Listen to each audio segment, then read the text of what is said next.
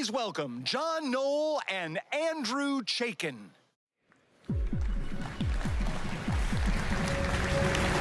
Good morning. Welcome to Microsoft Build. My name is John Knoll, and I'm Chief Creative Officer at Industrial Light and Magic. The Apollo 11 moon landing was cutting-edge technology of the 1960s. And today, with the help of my friend, fellow Apollo aficionado, and author of A Man on the Moon, Andy Chaikin. Hi, everybody.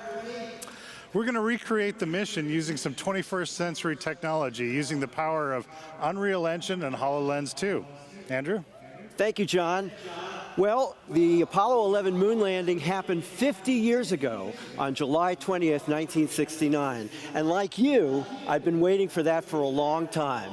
And what made it possible was this.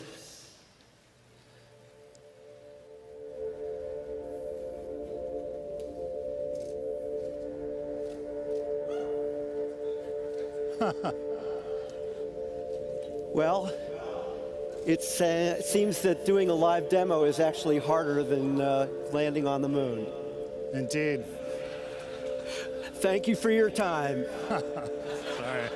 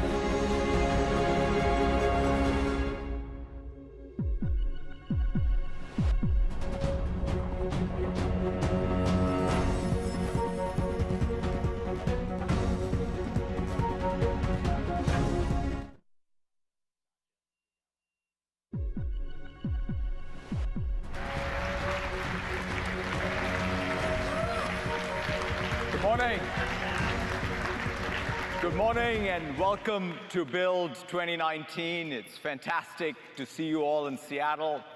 You know, Build has always had a very special meaning for me. I remember very distinctly being in the audience in 1991 at our very first developer conference, and that's when I decided to join Microsoft. And ever since, I've marked the passage of time and life and tech paradigms, and so it's great to be back here at Build and talking about technology. I wanted to first start by welcoming all the young developers in attendance. In fact, for the first time, we have children of Build attendees here. We have our student ambassadors, of course, the Imagine Cup participants, as well as students from local schools in Seattle. So a special welcome to all of you.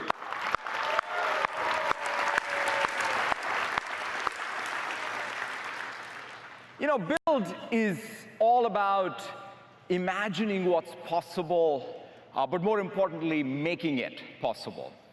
And over the next couple of days, you're going to be looking and seeing a lot of technology. But the real thing is, how do we galvanize and come together as engineers, as developers, to make that world possible? And when I think about the world today, as computing is getting embedded in the world, where every place, whether it's our homes, our offices, factories, stadiums, every industry from oil and gas to retail to agriculture to financial services, everything from connected cars to connected refrigerators to smart surgical tools to smart coffee machines, are all being driven by software. That's the opportunity in front of us, the opportunity for developers and our colleagues from all other disciplines to come together to build this new world. And that's the sense of purpose mission that grounds us at Microsoft. to empower every person in every organization on the planet to achieve more. It starts by empowering all of you as developers to go after that moonshot in any industry, in any sphere of life or society. Now, we'll talk a lot about this opportunity throughout this keynote and throughout this conference. But we also share a deep responsibility together. It starts with us as platform providers, but we have a collective responsibility. A few years ago, when we started talking about it, it felt a bit prosaic to talk about responsibility in tech conferences where it's all about the glitz of technology. But it's no longer the case. To us, really thinking about the trust in everything that we build, in the technology we build, is so core. And as engineers, we need to truly incorporate this in the core design process, in the tooling around how we build things. So when we think about privacy and the fact that privacy is a human right, is as much of an engineering design principle as an engineering process issue. Same thing with cybersecurity, same thing with AI ethics. How do you build systems without bias? These are core engineering challenges where we have to push the state of the art around the tooling, the process, and the responsibility we take to what we build. In fact, talking about cybersecurity, one of the most important things we have to ensure is our critical infrastructure remains secure. I'm really thrilled to announce an open source project which we have collaborated with a partner called Free and Fair. And this is Election Guard. One of the things that we want to ensure is real transparency and verifiability in election systems. And so this is an open source project that will be live on GitHub by end of this month, which will even bring some new technology from Microsoft Research around homomorphic encryption, so that you can have the software stack that can modernize all of the election infrastructure everywhere in the world. And it's fantastic to see this type of innovation really across all of the core areas of trust. Now, I want to talk about 4 distinct platform opportunities. Throughout this conference, we will really go into the details around these 4 opportunities. The first one is the intelligent cloud and the intelligent edge platform that Azure enables. That's the thing that we'll spend a lot of time on today, as well as the rest of the conference. It provides the core hybrid infrastructure, but it also provides the data and AI runtimes for the world's applications. We'll talk about business process automation as a first-class platform for the first time at our developer conference. So important. So we'll talk about Dynamics 365 and Power Platform. We'll talk about Microsoft 365 and how this is the productivity and communications fabric that creates the scaffolding for all developers. We'll talk about gaming. So these are the 4 platforms that I want to sort of really get into in some detail. So let's start with Azure. We're building out Azure as the world's computer. We have 54 data center regions around the world. In fact, we are so thrilled to have the first public cloud with data center regions in the continent of Africa. We've started operating out of South Africa. It's really, I can't wait to see all of the development that happens around that data center capability.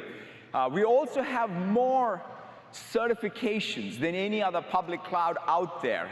We have over 90 compliance certifications. And why is that important? It's because we have to meet the real world needs, regulated industries, data sovereignty needs, operational sovereignty needs. You need to be able to meet the world's complexity with what you build so that it really enables all of you as developers to be able to build with less friction.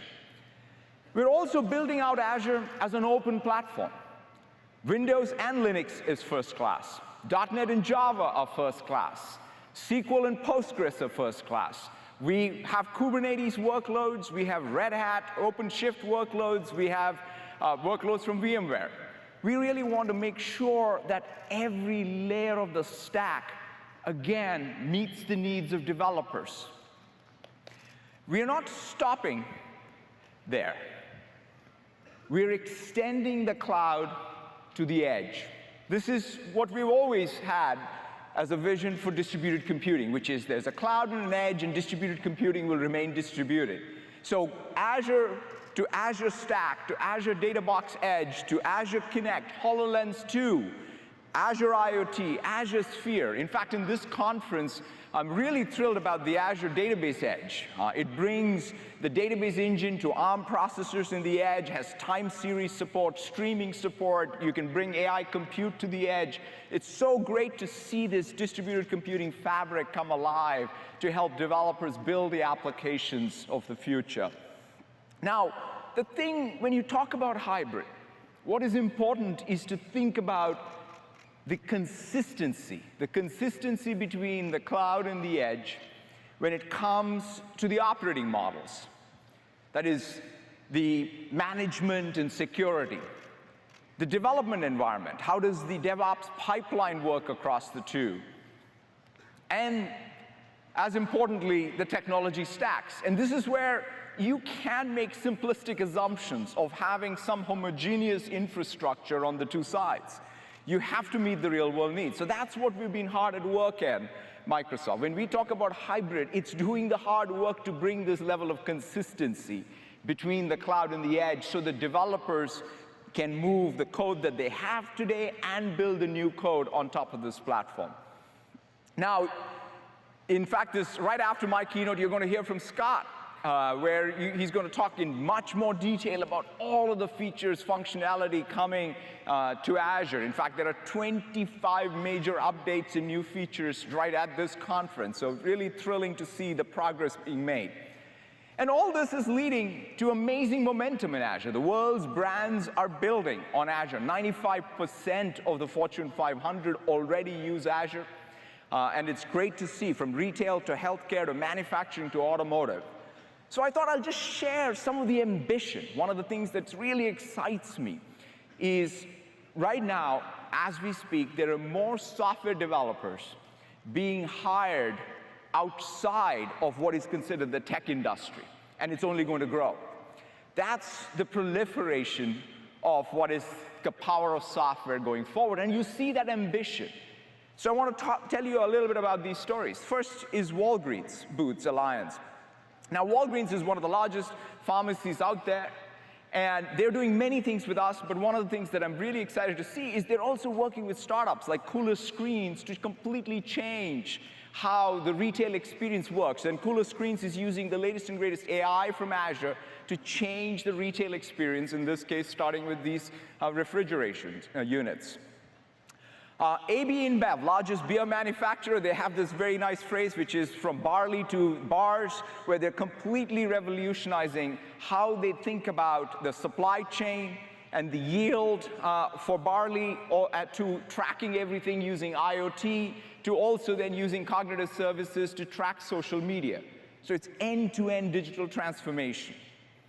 Now, St. Jude's and DNA Nexus. DNA Nexus is the ISV working with St. Jude's Hospital to really go after this fight against childhood cancer, which is an underserved research area, to be able to then use Azure Genomics to get the genomic data, but most importantly, how do you create a research cloud so that scientists from multiple organizations can all collaborate to go after this disease. JP Morgan Chase has chosen to use the Azure Blockchain Service to bring the Quorum, which is a variant of Ethereum, to market alongside us. So it's fantastic to see the innovation of new software products and projects coming from the financial services incumbents as well. AT&T is just rolling out 5G, and they chose Azure Stack for their compute at the edge. And they're working with ISVs such as Whirlpool, which is a drone safety tracker. So the idea that you need low latency edge compute in order to be able to really make sure that the airspace with drones is safe is such a critical need. So therefore, that's kind of a sample application of what is possible as 5G rolls out, and then you have this ubiquitous cloud and edge. Now, I want to bring us home to another iconic brand that's right out of Seattle. In fact, it got started a few miles from here at Pike Place, Starbucks. Starbucks is, of course, defined what our morning coffee experience is. And at this point, one of the things that's so exciting to see is the software engineers at Starbucks, their ambition, their collaboration with their colleagues in the business side and product managers and marketing. They're coming together to completely take what is that iconic experience of Starbucks and incorporate digital throughout. Everything from what they're doing with blockchain and sustainability, IoT and the coffee machines, as well as AI. And to really give you a glimpse of this, let me throw to the show floor to our team to show you what the Starbucks engineers are dreaming up and making real.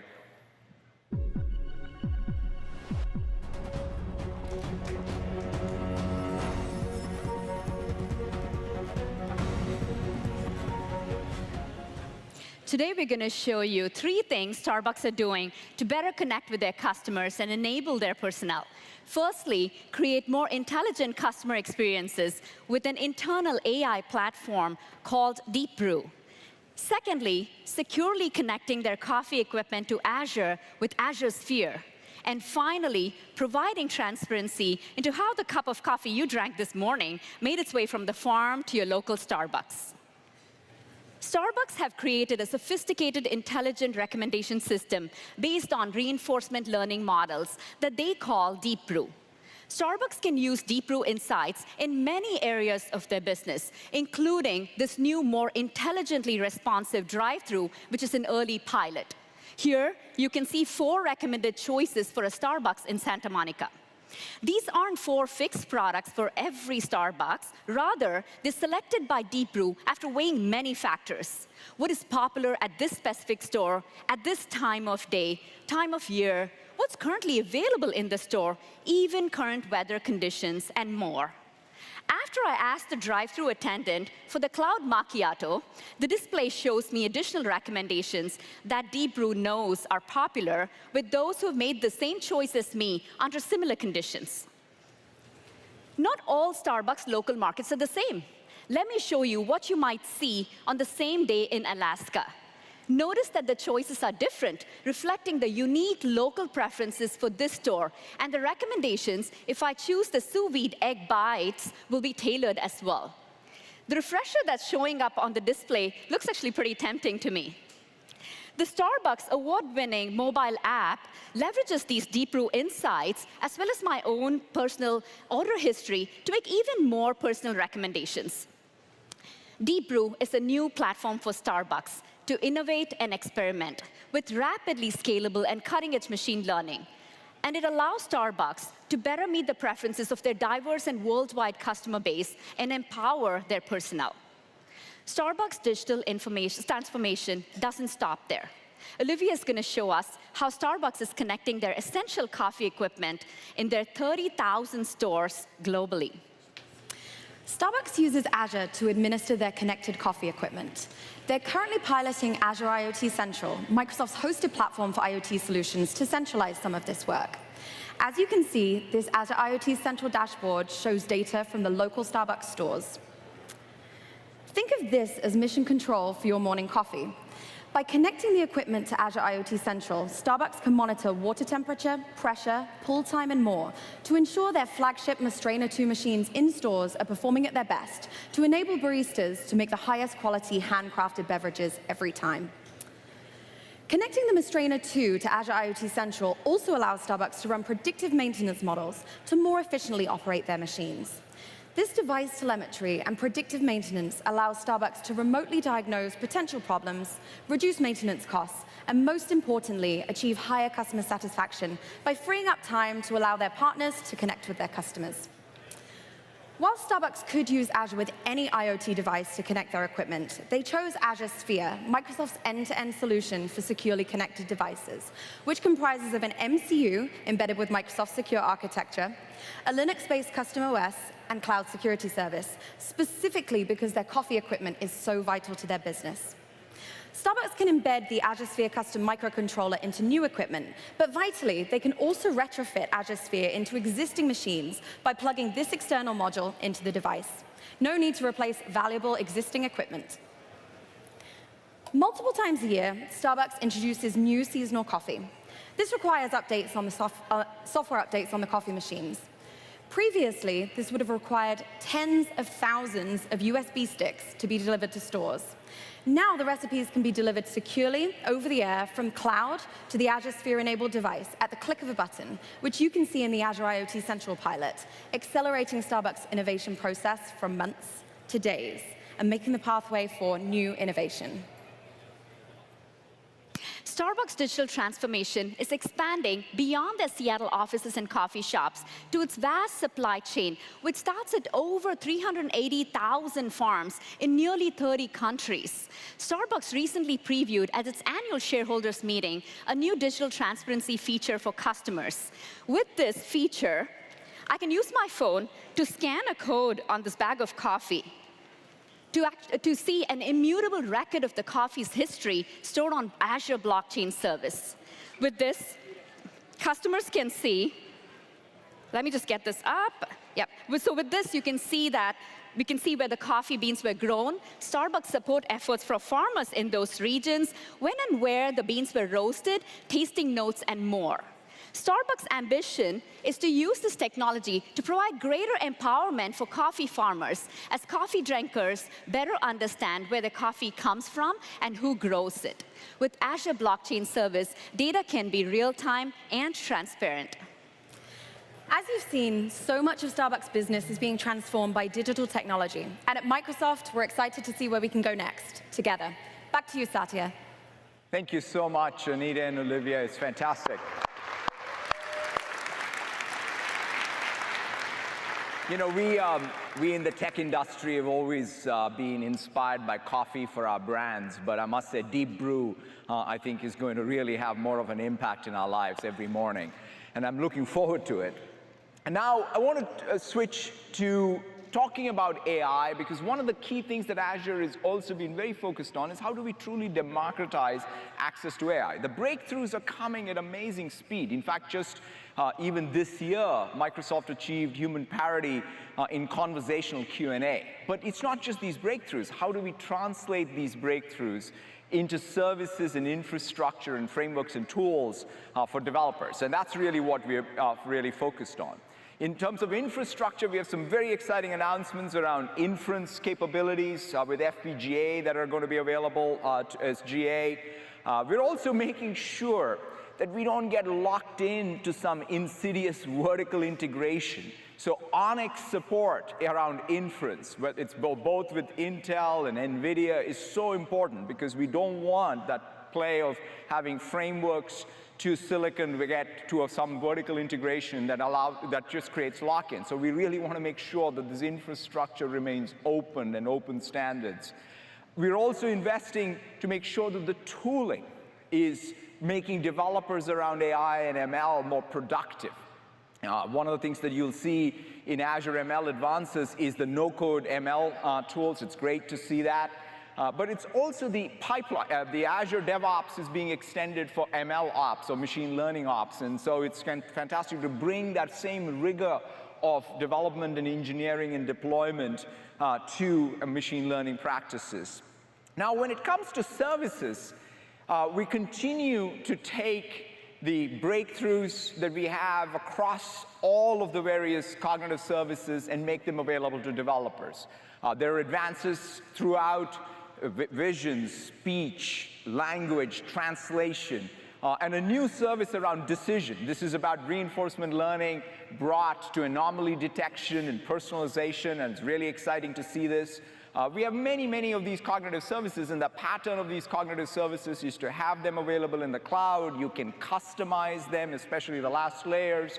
You can even put them in containers, take it to the edge devices, and of course use the rich ML tool chain around it. So that capability is what's driving productivity.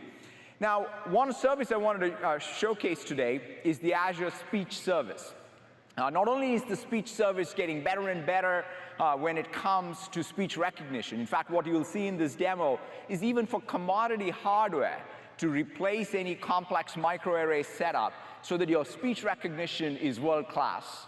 But the most interesting thing is when you combine speech recognition with language models that are specific to your organizational data, you can start picking up all the jargon. So imagine a transcript that gets created that has the ability to understand the local jargon that's specific to your organization, your industry, that way making the transcript that much more useful. So let's throw it to our team out on the gallery to show you speech translation and transcription.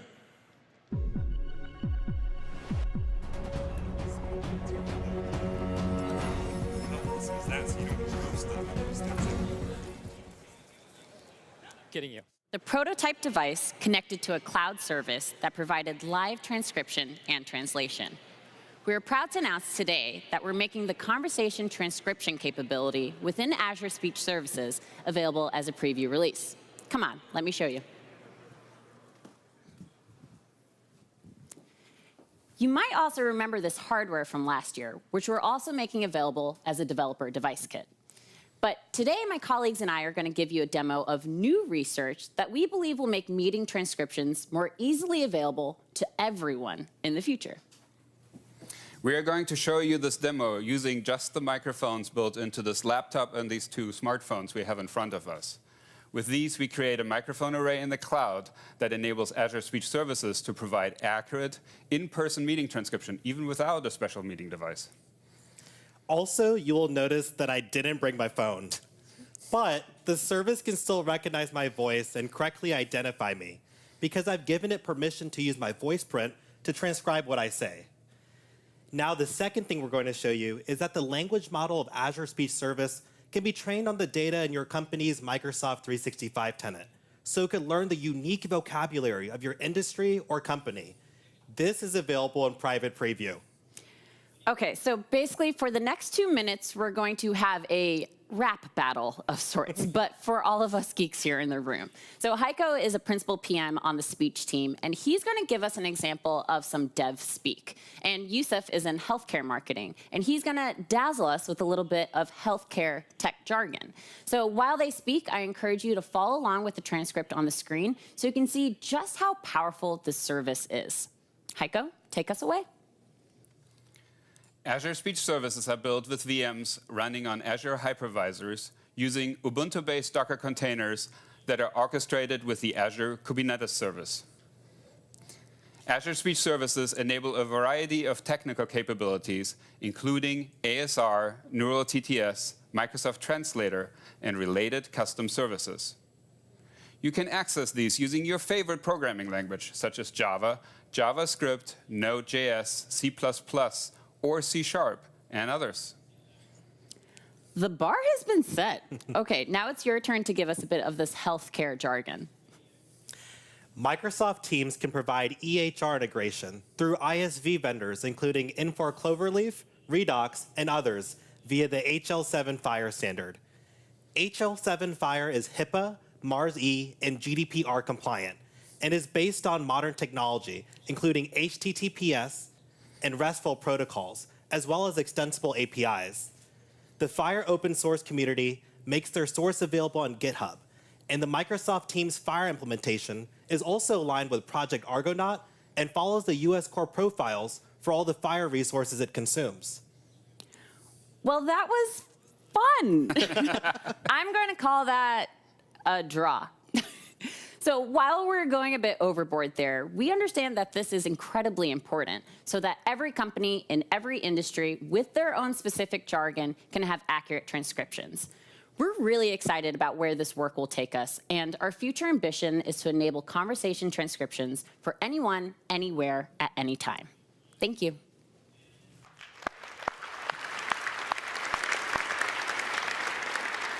Thank you, Heiko, Sonia, and Yusuf. It's fantastic to see that language models, which are tenant-specific, come to life with speech recognition that's high quality, and I think that's going to be a really game changer.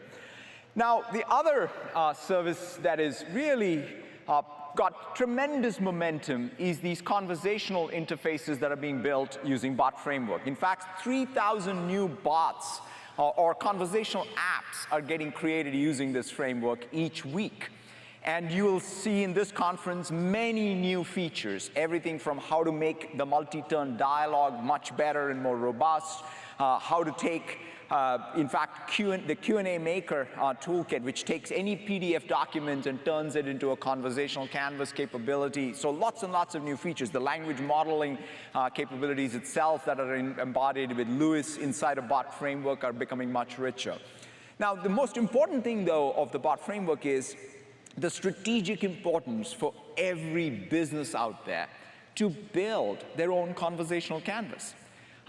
Just like you build websites, just like you build mobile applications, it becomes very important for every business out there to be in control of their own destiny when it comes to this new platform of conversations. The data, that is the conversation, is perhaps one of the most important pieces of data that all of you as developers as well as organizations have. So you want to ensure that the data is helping you, in fact, be in touch with your customers, your employees, and make them richer. And that's what you see. For example, BMW decided that they're going to own the personal assistant experience inside their car. Their brand needed to shine, and they're building, using the Bot Framework, their personal assistant. Similarly, you have Jet building their customer service agent using the Bot Framework, because after all, customer service is something that is so key for any business. And the conversations that you have through customer service is one of the most important knowledge repositories you want to have to improve your service and products over time. And Coca-Cola is using it across a variety of functions internally with their employees, from IT to HR to finance. So this is what we think is so critical. When you think about conversational assistants, it's really about you building that capability and then using the distribution of others' personal assistants. And so important to recognize that. Now, we also have mixed reality services, which are, if you think about AI, HoloLens 2 is the quintessential AI device, which also happens to be the edge for Azure. In fact, if you look at the Unreal Engine and how it's implemented with streaming support, it's really amazing to see now how the combination of Azure plus this edge device can really push more polygons than ever before to create completely immersive experiences, right? So it's the cloud plus edge coming together with even amazing work that the Epic Games and the Unreal team have done in that case to be able to enable the next generation of mixed reality experiences.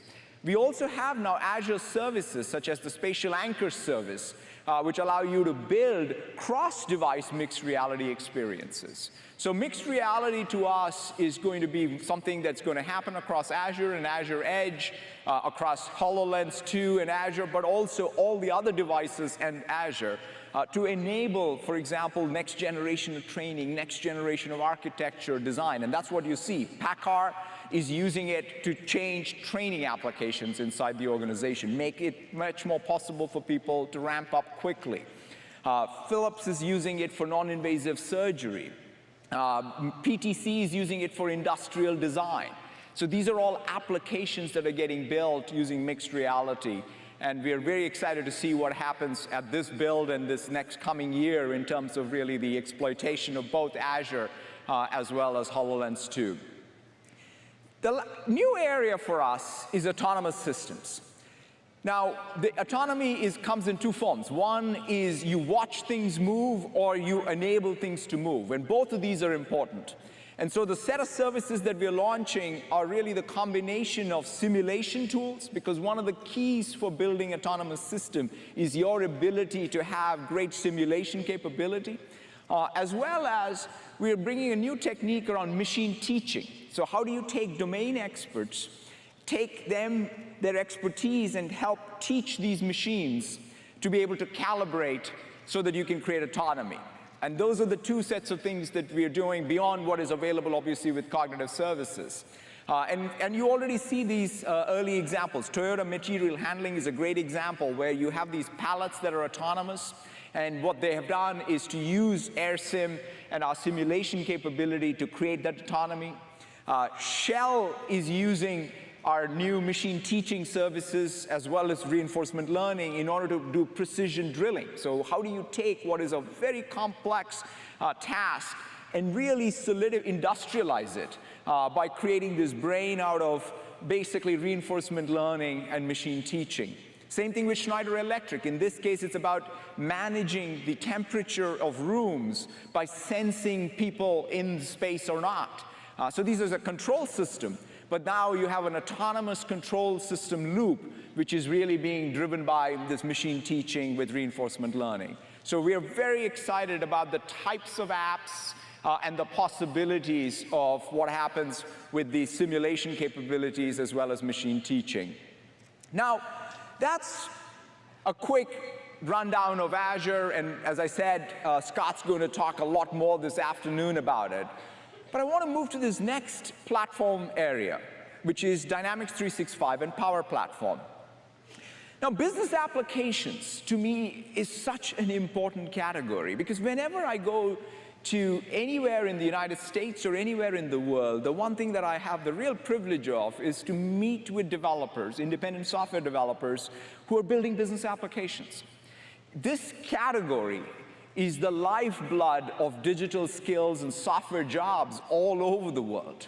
It's just not. It really sort of shines the light that there is a lot of innovation happening beyond the West Coast of the United States and the East Coast of China when you think about the business applications category in particular. And that's why thinking about the productivity and leverage for this community is so important. Dynamics 365 has been completely rewritten to be an Azure cloud-native app. In fact, there will be a lot of sessions at this conference where we're going to talk about how it's been built for microservices, completely ground up, how it's natively built for the Azure database, as well as Cosmos DB. Everything about the architecture of Dynamics 365 itself is an amazing template for all of those who built SQL Server applications in the past are now becoming multi-tenant SaaS applications. It's a unified solution. It's got AI built in. But most importantly is its extensibility framework through Power Platform. One of the hardest challenges for business applications has always been, because there's no such thing as a canonical business process. It always changes by industry, and more importantly, it changes in time, because the businesses are not constant. So how do you deal with the customization? How do you deal with even IP from multiple ISVs in a particular instance? It's that N-way customization with upgradability. And those are some of the things that really Power Platform along with Dynamics 365 solves. Now, what that means is there's tremendous amount of traction for Dynamics today. There's 90% of the Fortune 500 are using Dynamics or Power Platform. But the most interesting thing is the number of ISVs who are building on top of both Power Platform and Dynamics all over the world. And now the stack, I think, is the most important thing here, which is you not only have access as developers to the richness of Azure, everything in Azure infrastructure, data, AI, but now you can rely on the common data model, which is a bootstrap for all of the business process automation. To that, you can add your own entities, your own data.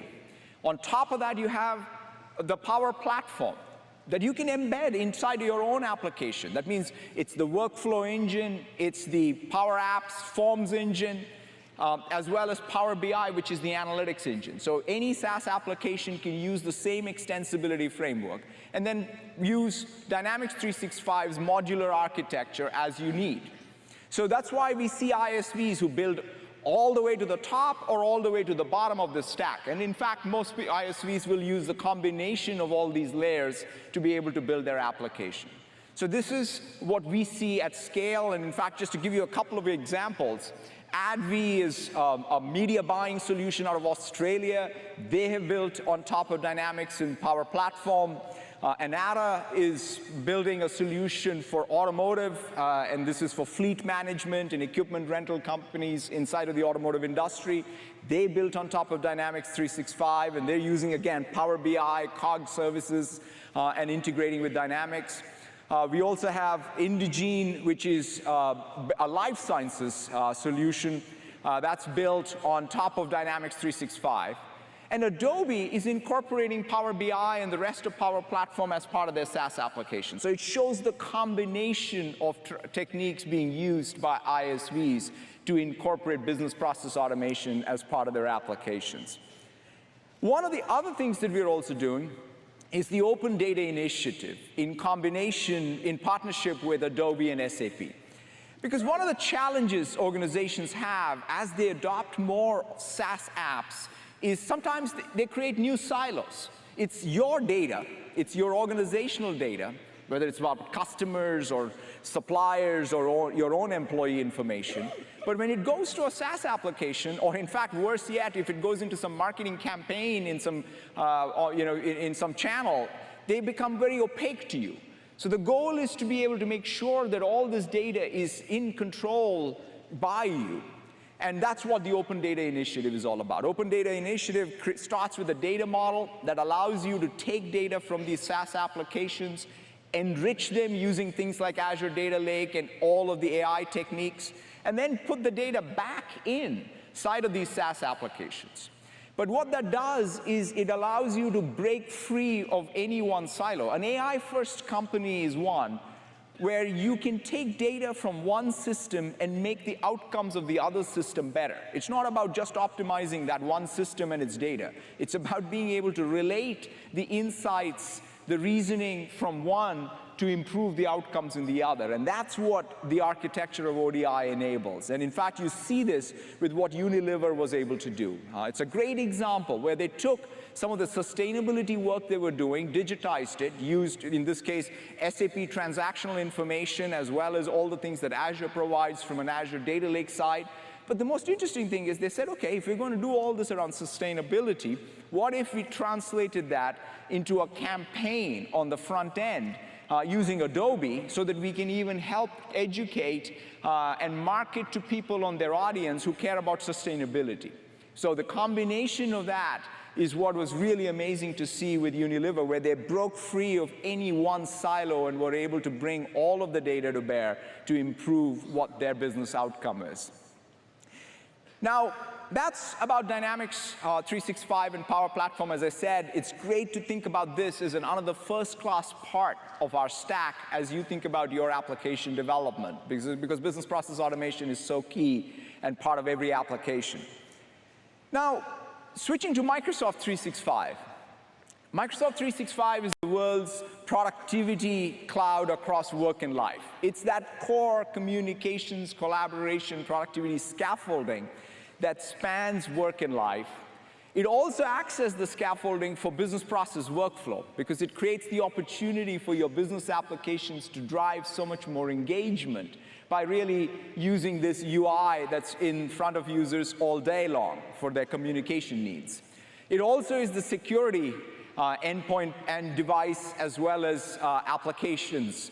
And so it's a very comprehensive solution, and it's got the main thing about Microsoft 365 is it's about starting by putting people at the center and then thinking about all of their activities across applications, across devices, right? That's the real change in how we think about end user computing going forward, not starting from the device and then working forwards, but really thinking about the person and all the applications and all the devices in their life. That's the paradigm for Microsoft 365.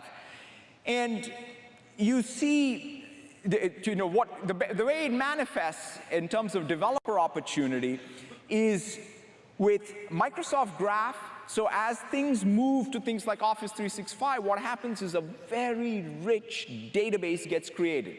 A database that is about people, their relationships with other people, their artifacts, whether it's their schedules, documents, projects, all of that is available as a first-class database structure for you. And now, not only is there Microsoft Graph, but it's these rich canvases, whether it's Windows, Office, Edge, and Teams. So it's that combination platform opportunity that I want to talk about. Now, later this afternoon, Rajesh Jha will also be talking about all of the new capabilities across Windows, Office, Teams, Edge, and many of these capabilities.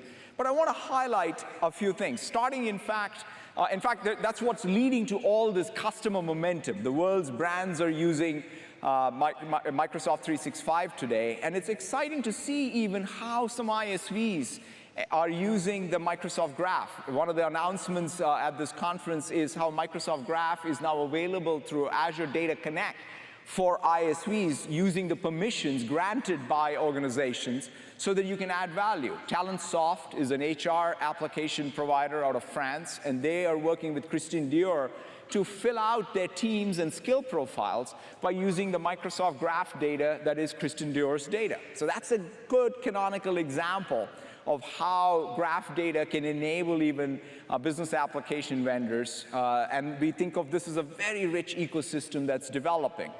Now, in fact, you see this even inside of Microsoft 365's own first-party apps. Microsoft Search, which brings universal search capability, is built on, same, the graph structure. My Analytics, which really keeps track of my own focus and guides me to make sure that my time is being spent on things that matter the most. That's another example of a productivity tool, but it's a tool that's built using the graph data. Cortana is another example of that, where we are really building out Cortana as a conversational interface for Microsoft 365 by really reasoning on top of the graph data. Talking about Cortana, we've now focused Cortana to really continuously keep improving on features like time to leave in Outlook is driven by Cortana, gives you heads-up commitment every morning. Whenever I make commitments in email and I forget about it, I'm reminded by Cortana about it each day so that I can keep track of the commitments I'm making. It even has suggested tasks. It's even doing suggested replies. So Cortana will continue to be that assistant that spans all of the endpoints of Microsoft 365. It's also been wired to Bot Framework as the extensibility framework. So that means if you want to write a skill, you want to be able to then wire that skill into Cortana using Bot Framework. And by the way, the same skill building using Bot Framework, you can wire it into Alexa and any other assistant as well. So that's a way for you to think about your skills. Now, this is great. This is really progressing. But one of the things we are also hard at work at is to say, okay, if this is the first innings of what is conversational canvases, what's going to come next? Now, in spite of all the progress, you got to remember today most of the conversations that we have are still very brittle. They're truly not multi-turn. The context from turn to turn gets lost, especially when human language is complex. It's complex where the context sometimes is subtle. So therefore, how do you make sure that the natural language capabilities inside of these personal assistants is capable of having that shared context across a long dialogue versus just a few turns? The second real challenge is today, most of these assistants are command systems where you have to invoke these skills one at a time. What if we can imagine a future where you can cross domains without having to invoke each skill by name? So what is a true multi-domain assistant? And of course, lastly, most importantly, we need a multi-agent world. The idea that you're always going to start with one wake word and one assistant is just not like how we start on the web, for example. Just imagine, what is an open assistant future look like? Similar to an open web. That's what we want to really ensure happens when it comes to the personal assistant. So to showcase, in fact, last year we bought a company called Semantic Machines that had fantastic natural language researchers and experts. They, along with the rest of Microsoft research community and folks in the Microsoft 365 team, are hard at work in envisioning this future. And in fact, later on at the show floor, you'll be able to see some of the demos that manifest this, but I wanted to roll a video to showcase what is possible. Let's roll the video.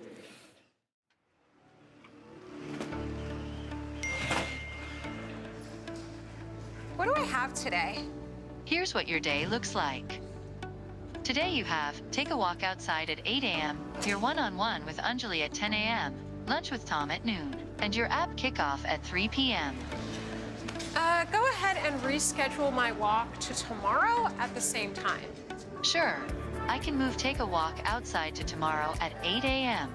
Is that right? Yeah, that sounds great. Okay, I've moved it to tomorrow. And schedule a cram session with Nicholas and his manager from 9 to 1:30 today. And we're gonna need a room in Bellevue. Oh, okay. I'll invite Nicholas Cohn and Michelle Estes to the cram session, and I'll put your meeting in City Center 2605. Does that look good to you? Yeah. And push back my one-on-one with Anjali to tomorrow. All right, I've booked your meeting. And here are a couple of options to meet with Anjali Bhatt tomorrow. Is there anything later in the day? Let's see. How about this one? Yeah, that'll work. And is she invited to the app kickoff this afternoon? No, she's not on the invite. No, please send it to her. Okay, I've forwarded the app kickoff to Anjali Bhatt. Great.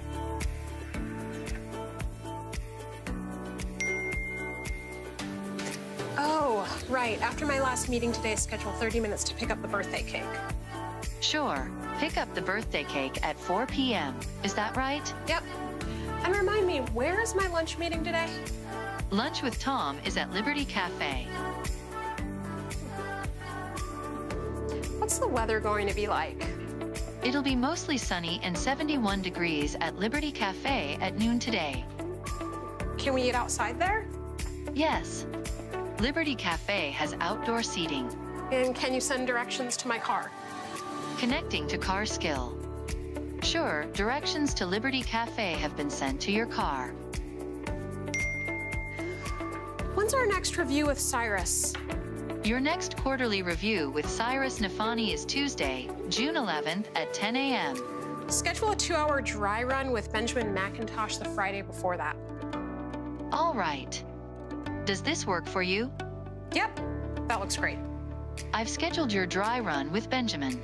Thank you. Happy to help.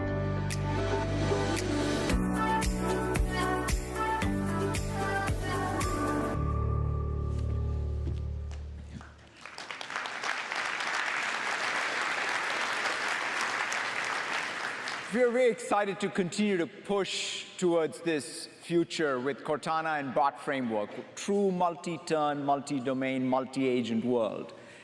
Now, switching to talk about the canvases, starting with Windows and Office.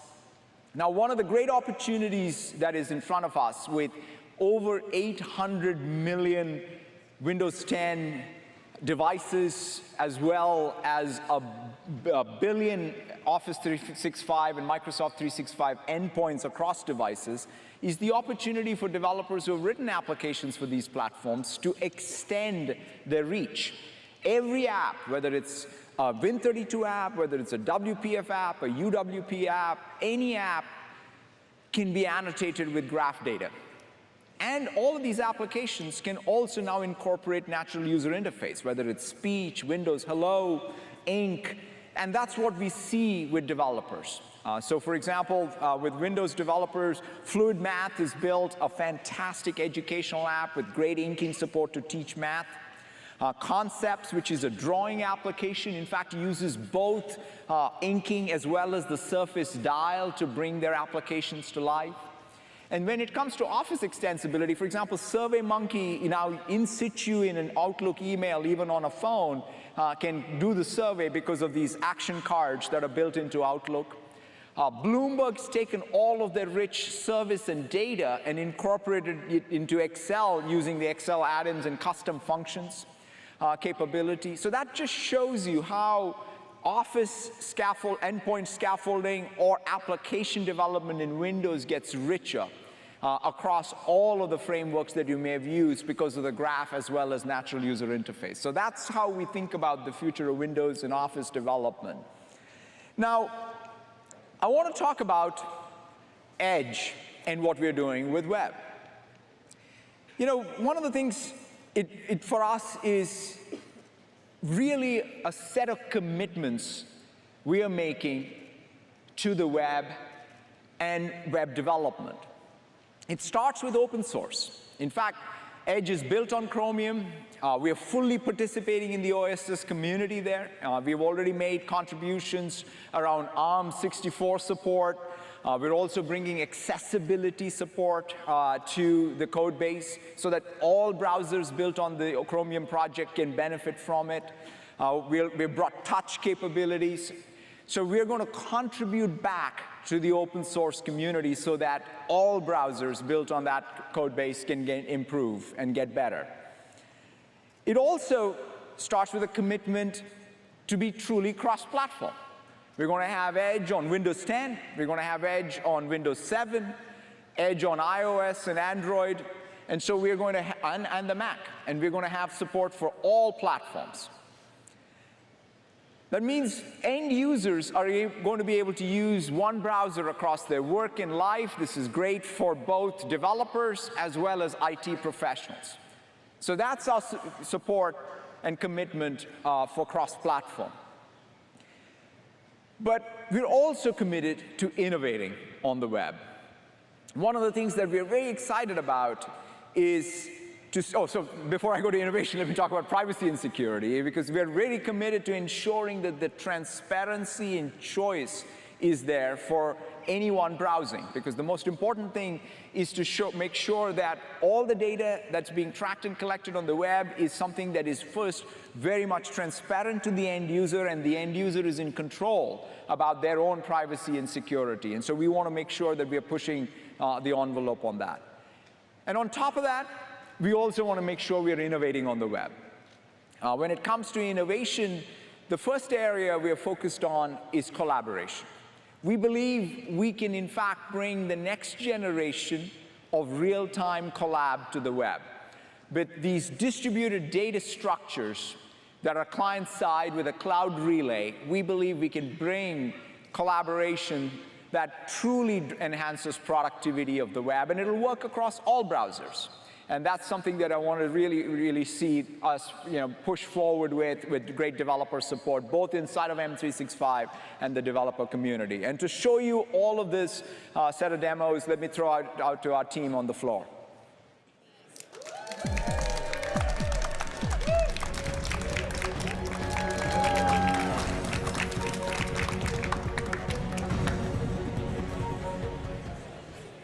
Thank you, Satya.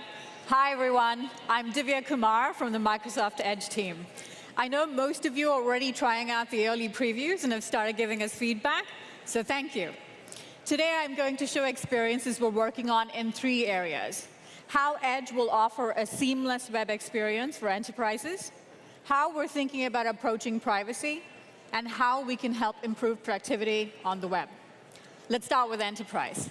Organizations are looking for ways to better connect their employees with resources. The new tab page on Microsoft Edge that's customizable by IT shows me my most recently used documents and other corporate resources, so they're just a click away. And with Microsoft Search, which is an enterprise search offering, using Bing technology and Microsoft Graph, Edge can show me contextually relevant search results from my organization. Let's say I'm looking for my vacation tracking tool. You can see that it's the first result and even includes a snapshot. But what we're excited to announce today is that Edge will offer built-in support for Internet Explorer. Over 60% of enterprises worldwide use IE because they have internal sites that require legacy compatibility. Today, if I were to open this site in an older version of the browser, a separate IE window would open. I'll be forced to switch back and forth between 2 browsers where one has my favorites in history and the other doesn't. It's disruptive. So we fixed it. Now when I click this link, the site opens in the same window and in the same tab with IE mode. So no more jarring experiences when you hit an internal site that needs Internet Explorer. The combination of compatibility, customizability, and legacy support makes this a fantastic choice for enterprises. Now let's talk about privacy. We get a range of reactions from customers when talking about how their browsing data is used across the web. Let's take targeted ads, for example. Some find it valuable, Some find it creepy, and some just don't care. We're exploring simple tools that lets you control who can see what you browse. Here's a feature we're working on. In the privacy and security settings, I have 3 options. Depending on which option I pick, Edge adjusts how third parties can track me across the web. Unrestricted is a great option if you're fine with how things work today. Strict is a good option for those who would prefer to block all third-party trackers, even if that means some limitations. The balance setting blocks trackers from sites you haven't visited or don't give you the right level of transparency or control of your data.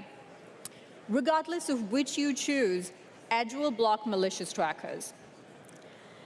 While browsing on the site, I can click on the lock icon, and it tells me exactly what setting I'm on, and you can see that I'm on balance. And I can see the number of trackers that are allowed and number of trackers that are blocked. Privacy is a sensitive issue, and we think it's meaningful to empower you through transparency and a few added controls. Now let's move on to productivity. When I research on the web, it can be a really manual process. I can have dozens of tabs open. I've got multiple windows all arranged carefully so I can compare things. I can take screenshots for sharing. I'm copying and pasting content into documents. It can be pretty tedious. We're working on a feature called Collections. It helps me gather, organize, and share content more efficiently. I can launch Collections by clicking on the icon on the top right. You can see that I've already created a few collections. But what I personally love about Collections, besides the ability to collect different types of content as I'm browsing the web, is that I can email my collections directly from Edge. I can copy and paste an entire collection into other apps. I can even export it to Word and Excel.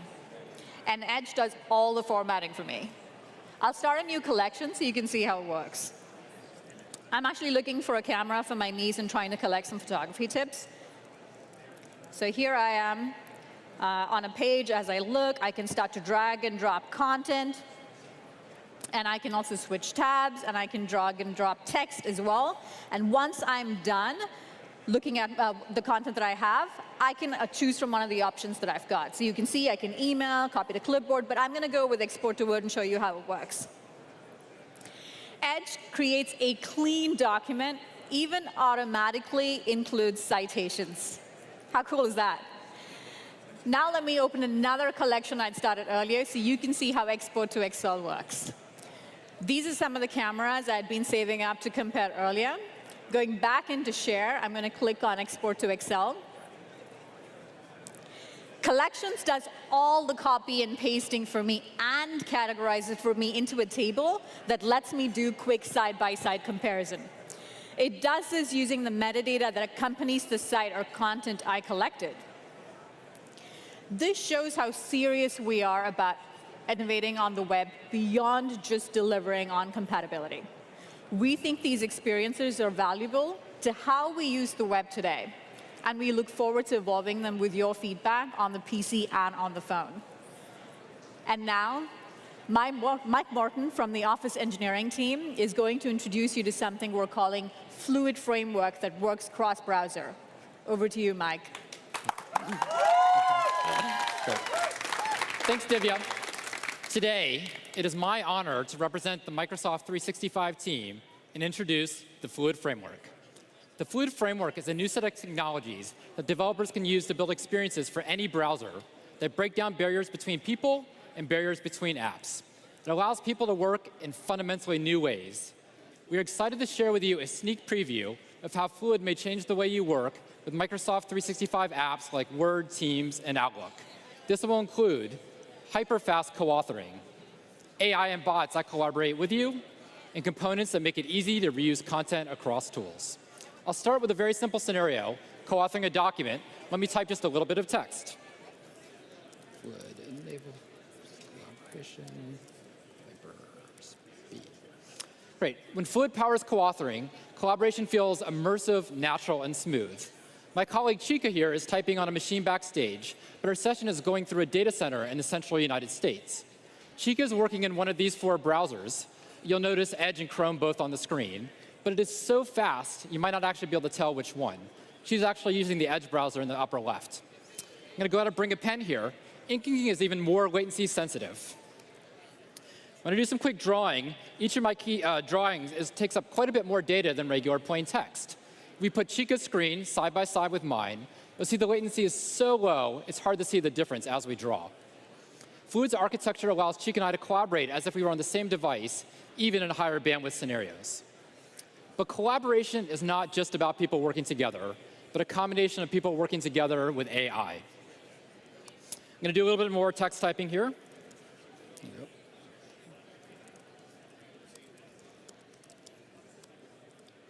Translated to 8 languages. All right.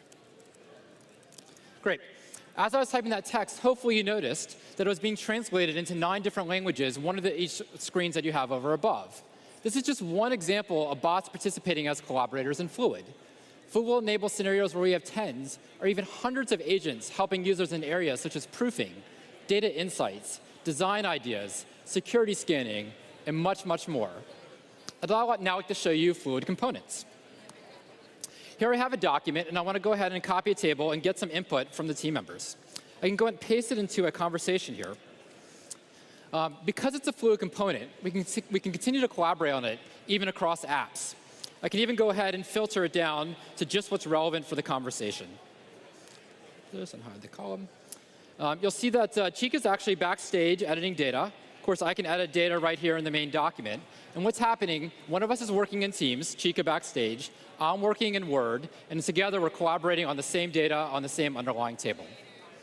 All right, let's go back to the document here, and I'll go ahead and insert a chart. When I insert a chart, you'll actually see a set of recommended charts. This is an example of a collaborative bot analyzing the data and providing intelligence on what visualization would work out best. I'll go ahead and choose this chart here, and I can even add a formula in line in my document. I'll go ahead and summarize or do a sum of the number of units being delivered. And I'll click Enter and kind of scroll up. And again, I can continue to change numbers. Chica can change numbers backstage. And you'll see the chart, the formula, and the underlying table all being updated in real time. You may have noticed that I got a little email notification from Chica while we're working. The Fluid framework isn't just about new apps like Teams, but can be integrated into almost any application experience. I'll go ahead and click on this message here. And you'll see this is not just an ordinary table. This is a Fluid component. It's collaborative, and it's updating in real time. This scenario with Word, Teams, and Outlook shows Fluid aiding productivity by providing low latency collaboration, AI co-authors, and embeddable components. Thank you so much for letting us share an early preview of the Fluid framework. Later this year, this technology will come to Microsoft 365 experiences and be exposed to developers through an SDK. Back to you, Satya.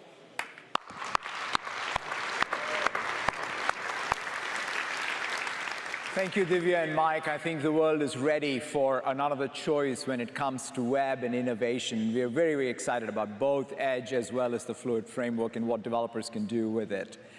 Now I want to move to Teams. Teams, by far, in my own experience at Microsoft, is the fastest growing application that I've seen. It's tremendous to see its growth, but one of the most interesting things is the opportunity it creates for developers. When you think about Teams, it's a scaffolding that has 4 capabilities built into it. It has messaging, it has video conferencing and meetings, it has collaboration, as well as the ability to integrate any business process workflow. All these 4 things are possible using the Teams scaffolding. And we are seeing tremendous adoption across customers. And one of the things that really Teams for the first time has shown is that Microsoft 365 toolchain is not just for the knowledge workers. In fact, some of the fastest growing use cases in Microsoft 365 is what we describe as first-line usage. So this is retail specialists, people on the factory floor, in the hospitals using Teams. Some examples, Hendrick Sports is using it for their NASCAR training team. Marks & Spencer's is using it for the retail specialists in the stores. NHS is using it to bring care coordination in their hospitals. So these are amazing examples of how Teams and the 4 capabilities all light up to enable this. And to show you all of the new capabilities and features in Teams, as well as the rich hardware ecosystem opportunity and how that is developing around Teams and some of the new innovation, I wanted to invite up on stage Rana Amjadi from our Teams organization. Come on up. Thanks, Satya. Thank you. Microsoft Teams was designed to foster an inclusive work culture for every worker, from the C-suite to the first line. This first line area of the workforce, like retail associates or factory technicians, has traditionally been underserved by technology, but we're working hard to change that. Earlier this year, we introduced the Teams mobile first line experience. You can see here, first line workers, they're often usually the first to respond when something goes awry. Now they can take a picture of the situation using the smart camera, annotate it, add some context. And in this situation, it's a cleanup, but it could be a factory chemical spill. They can mark these messages as urgent or important, make sure the right people see them right time. They can also share the location, making it easier to keep track of deliveries or meet up with a team. And with the new shifts experience in Teams, they can easily see their shift schedule, sign up for, or swap shifts with coworkers, all right from the phone. Now, you may remember last year at Build, we showed you our vision for modern meetings. Let's take a look at how we're bringing that to life in Teams. We focus on making the meetings experience more inclusive and hassle-free with live captions that make it easier for everyone to engage in the conversation. With customized backgrounds that help you minimize the distractions behind you. Pretend you're on the beach, or pretend you're in the office if you're actually on the beach. Teams will also help you find meeting rooms based on your proximity, making it easier for you and your team to just hop into a quick huddle. And you'll have the full immersive meeting experience with multiple video streams like Brady Bunch style. But what would a keynote be without a little bit of magic? People joining the meeting remotely should feel as included in discussion, even if the team is brainstorming at a whiteboard. So by simply connecting a USB webcam to the Teams room, using AI, the room will find the whiteboard image and straighten it to make it more legible. It also detects people and makes them transparent. So if someone walks in front of the whiteboard to write something, the team online will be able to see right through them, like literally right through them. It's pretty cool. And all of these features have been designed to work best with our ecosystem of Teams devices, making meetings and callings experiences better in conference rooms, at your desk, and on the go. It's been so incredible to see what you've been building with our apps across so many categories and industries. Whether you're using Office 365 apps, any of our hundreds of partner apps, or building your own, Teams unifies all of these experiences into one hub. And it's up to you to choose how to bring that to life for your organization, whether that's through developing your own solutions and using Power Apps to integrate workflows, or surfacing actionable canvases to meet your users where you are. Now, Rajesh will go much deeper into how to build custom apps for Teams in the Microsoft 365 keynote. But all of these points draw on the Microsoft Graph, opening up a wide range of possibilities for empowering your people and your organization. This is the power of the Teams platform, and we're so excited to see what you build next. Now, let's check out how one of our partners, Spatial, has teamed up with Mattel to build custom solutions using HoloLens and Microsoft 365 to make collaboration a more immersive experience. Let's head to the showcase floor. Thanks.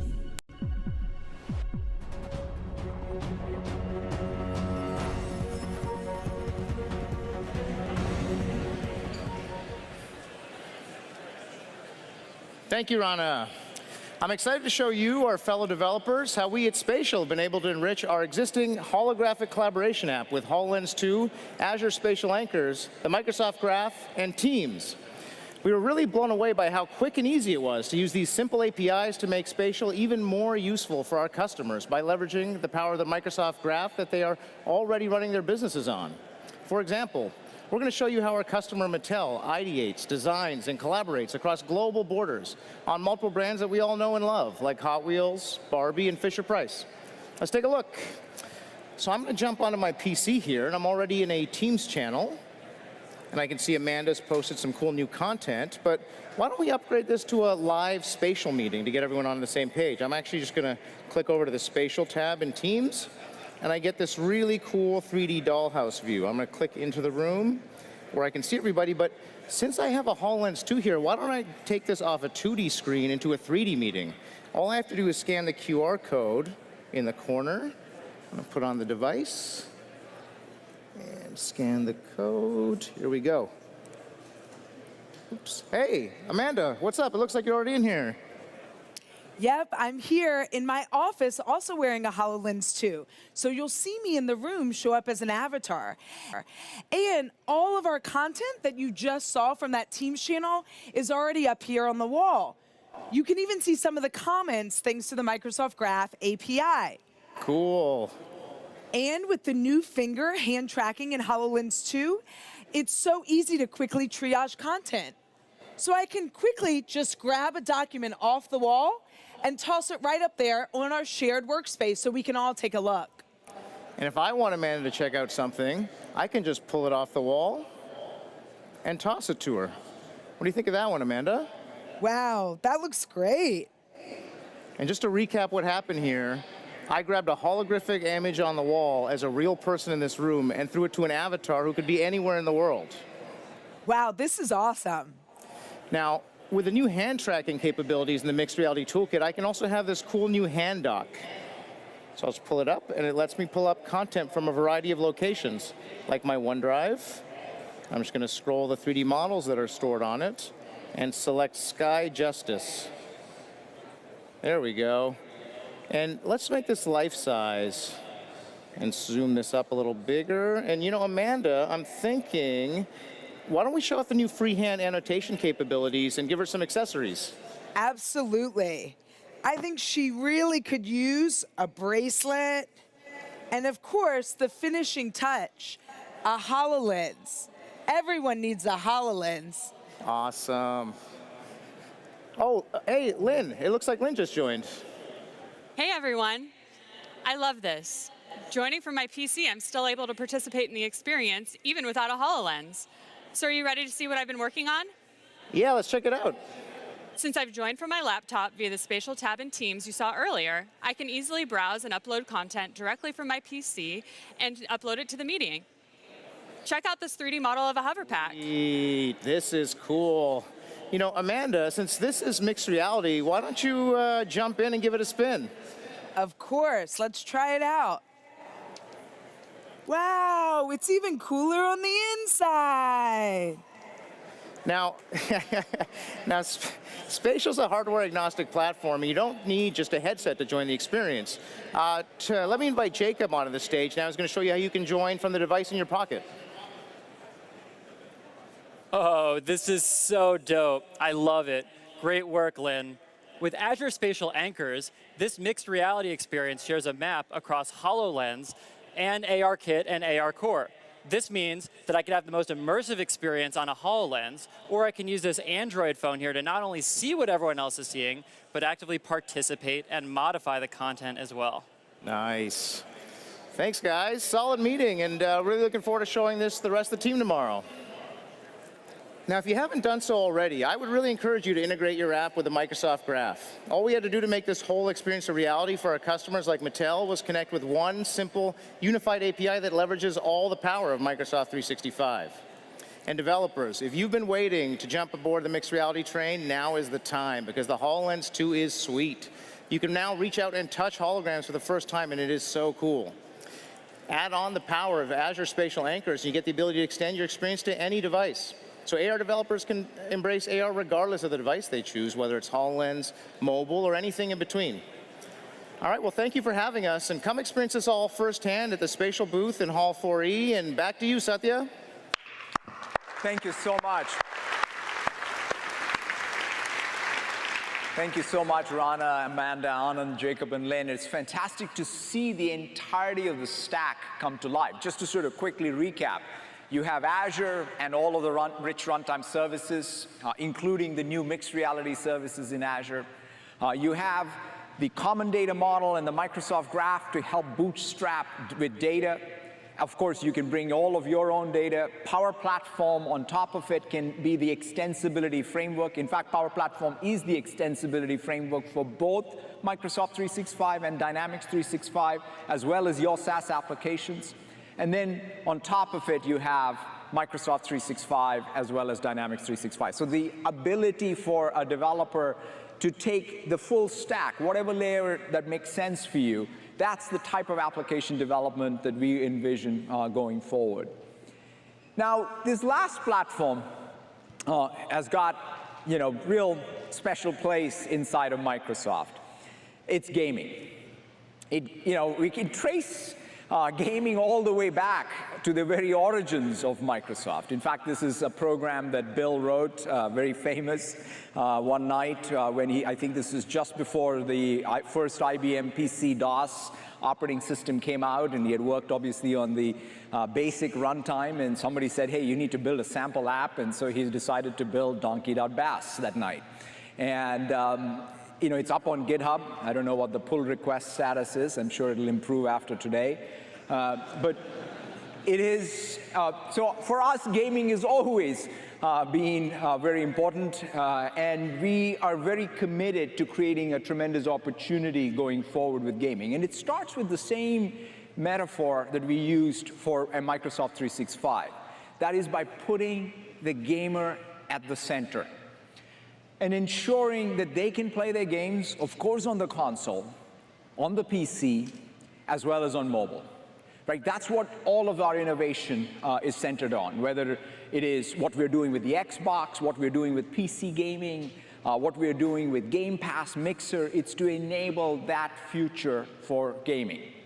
Now, what that means is even for the game developer, we want to put the game developer at the center and bring the entirety of the Microsoft game stack so that developers can build amazing games. In fact, right on Azure, we have tremendous traction for game development. You have people like Rare, Ubisoft, Wizards of the Coast, all building these amazing game experiences using the power of the cloud.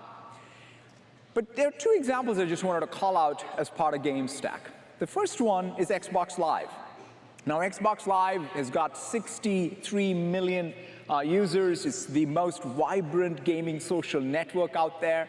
And now it's available on iOS and Android. That means game developers on iOS and Android can incorporate the network into their gameplay and help really drive engagement. And it's really exciting to see Gameloft, the creators of very big hit games from Asphalt to Order and Chaos and Modern Combat, all incorporating now Xbox Live as part of their gaming. So we think of basically Xbox Live being brought to mobile platform as being super helpful for game developers.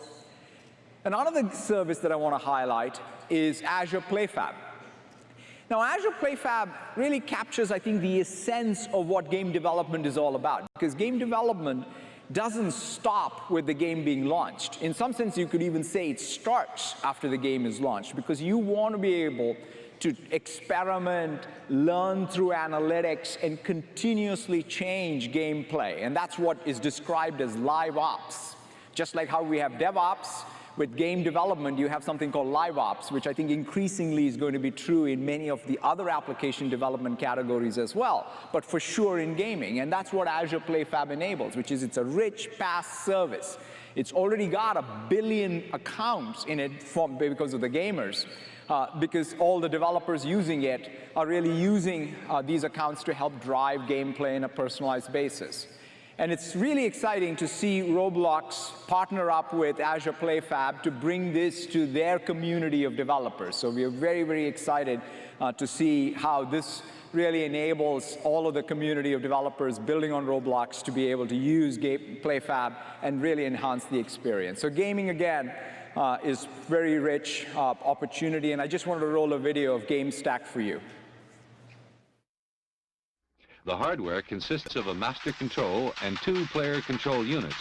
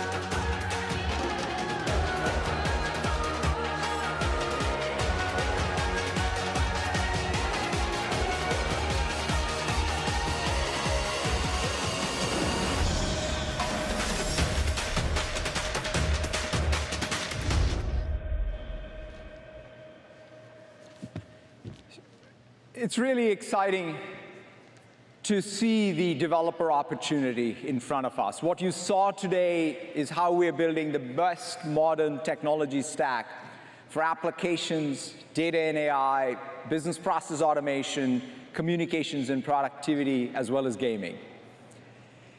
These platforms are rich canvases for you in this era of the cloud and the edge to enable you to turn the dreams that you all have into reality. Not just imagine the future, but to create it, to build these magical experiences. Magical experiences that empower people to be more productive and collaborative. Magical experiences that help organizations to grow, evolve, thrive. Magical experiences that address the most pressing challenges out there, whether in education, healthcare. Magical experiences that help people connect, relax, have fun. It's this community here that has the power to create that future. And most importantly, to build a world that we all want to live in. I can't wait to see the magic you build, but first I want to leave you with a sneak peek to some magic our team is creating right outside this convention center. Thank you all very, very much. Have a fantastic build.